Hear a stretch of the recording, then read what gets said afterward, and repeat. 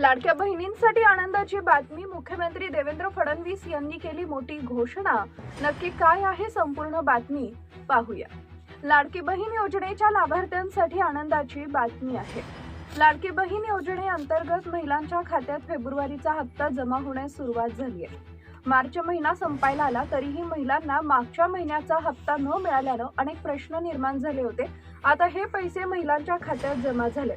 याबाबत महिला व बाल विकास मंत्री आदिती तटकर यांनी माहिती दिली आहे. त्यानंतर लाडक्या बहिणींसंदर्भात मुख्यमंत्री देवेंद्र फडणवीस यांनी मोठी घोषणा केली आहे. देवेंद्र फडणवीसांनी लाडक्या बहिणींच्या खात्यात पैसे जमा होत असल्याचं सांगितलंय.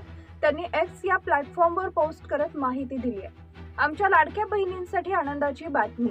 मुख्यमंत्री लाडकी बहीण योजनेतील आमच्या सर्व पात्र बहिणींना फेब्रुवारी महिन्याचा सन्मान निधी देण्याची प्रक्रिया आजपासून सुरू झाली असून पुढच्या 3 दिवसात हा निधी त्यांच्या आधार संलग्न खात्यात जमा होईल. लाडक्या बहिणींच्या सक्षमीकरणासाठी आम्ही वचनबद्ध आहोत असं त्यांनी पोस्टमध्ये म्हटलंय.